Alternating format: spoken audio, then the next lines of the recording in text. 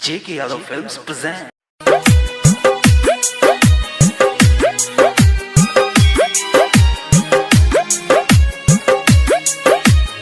recording studio Delhi. DJ Amit Apahar.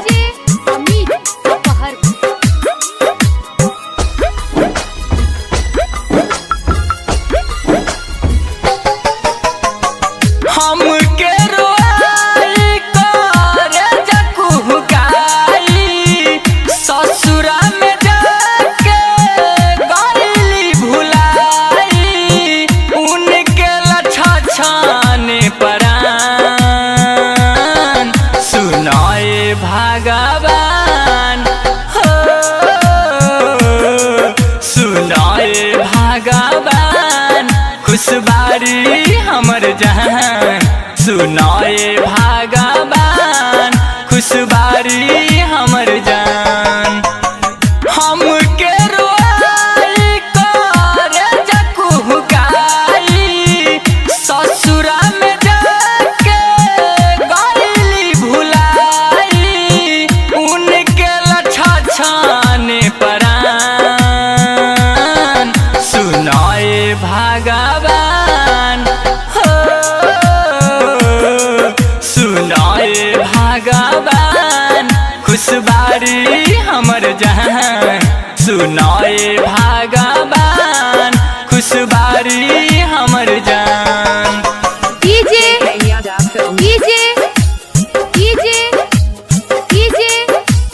Amit Apahar.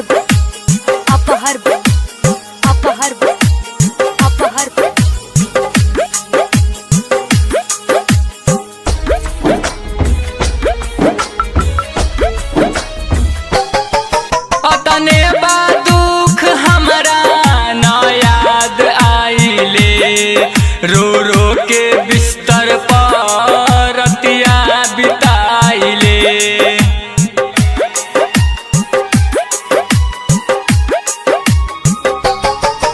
अतने बा दुख हमरा न याद आइले रो रो के बिस्तर पर रतिया बिताइले चल गइल दूरी जब दूरी न सहाला उनसे बिछड़ के दिल पछताला लागल बदल में आसमान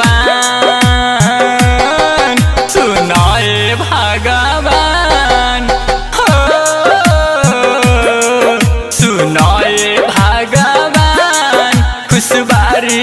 हमर जान सुनाए भगवान खुशबारी हमर जान DJ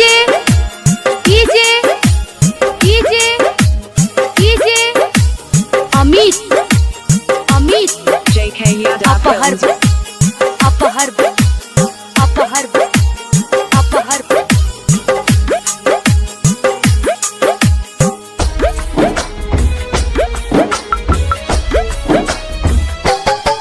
राइटर बजरंगी तू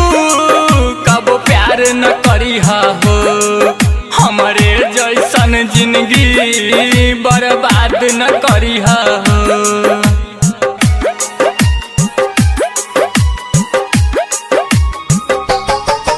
अजय अजनबी तू कब प्यार न करिहा हो हमरे जैसन जिंदगी बर्बाद न करिहा हो राजा यादव कहे प्रेम के कहानी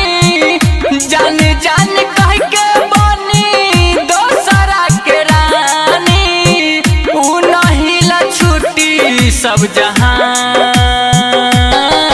सुनाए भगवान हो सुनाए भगवान खुशबारी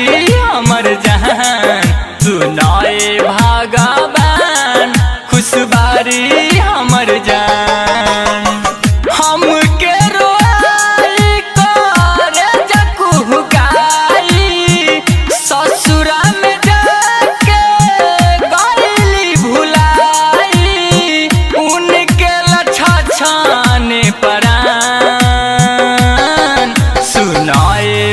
भगवान हो सुनाए भगवान खुशबारी हमर जान सुनाए भगवान खुशबारी हमर जान JK Yadav Films